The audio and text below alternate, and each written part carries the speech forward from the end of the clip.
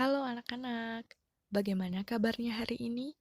Semoga semua dalam keadaan sehat dan masih semangat belajar.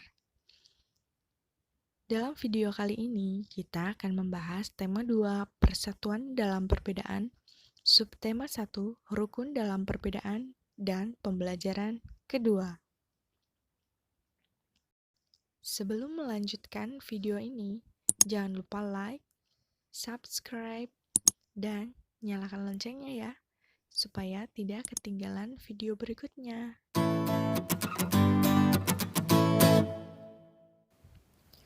Bangsa Indonesia memiliki banyak pulau yang tersebar dari Sabang sampai Merauke, sehingga banyak perbedaan di antara penduduknya.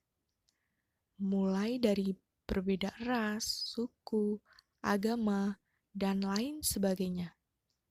Namun, hal tersebut tidaklah menjadi masalah bagi bangsa Indonesia. Suku bangsa di Indonesia tersebar dari Sabang sampai Merauke.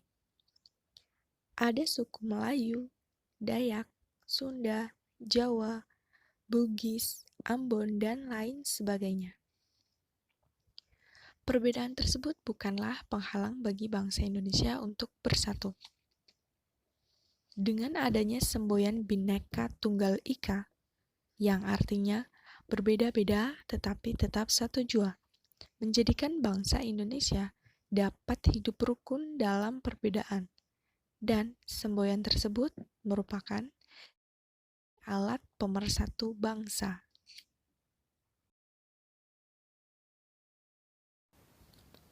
Dalam hidup sehari-hari, manusia sebagai makhluk sosial tidak dapat hidup sendiri, melainkan butuh bantuan orang lain. Dalam bermasyarakat, kita harus hidup rukun, saling menghargai satu sama lain, toleransi kepada sesama, agar terhindar dari perpecahan.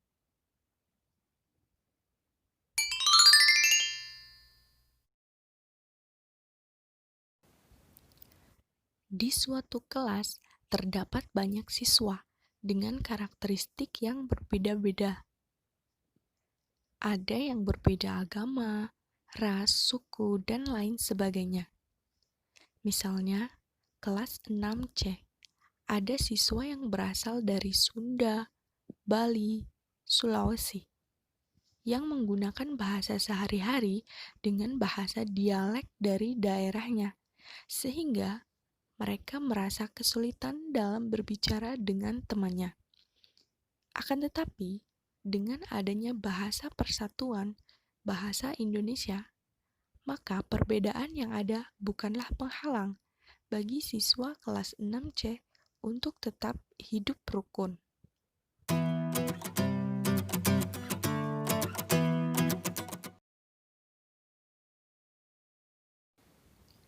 Cara untuk menyikapi perbedaan antara lain: 1. Mengutamakan persatuan dan kesatuan. 2. Memiliki sikap toleransi. 3. Saling menghargai dan menghormati. 4. Hidup rukun.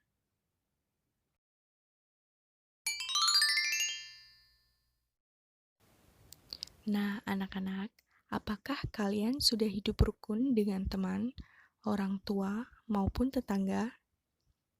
Dengan hidup rukun, kita semua akan merasa aman, nyaman, dan damai, karena tidak ada pertikaian. Baik anak-anak, sekarang apa manfaat hidup rukun dalam perbedaan? Ya, manfaat hidup rukun dalam perbedaan. Yang pertama, hidup lebih harmonis, aman, dan tentram. Kedua, memiliki banyak teman. 3. Terhindar dari perselisihan. 4. Mempererat persatuan dan kesatuan.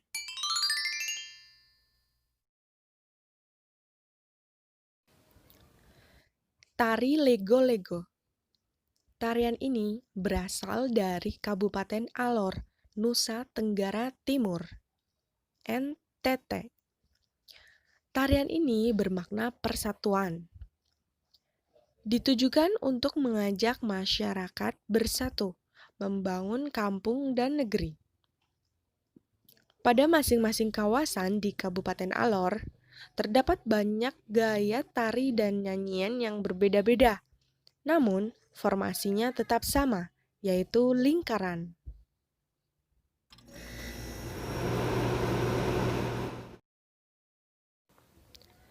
Dalam menari terdapat beberapa pola lantai.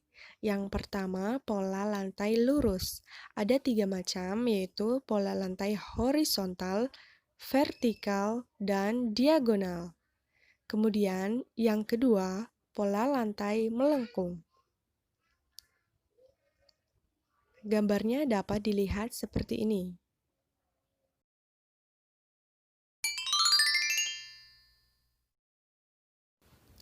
Contoh tarian dengan pola lantai garis horizontal yaitu tari saman dari Aceh.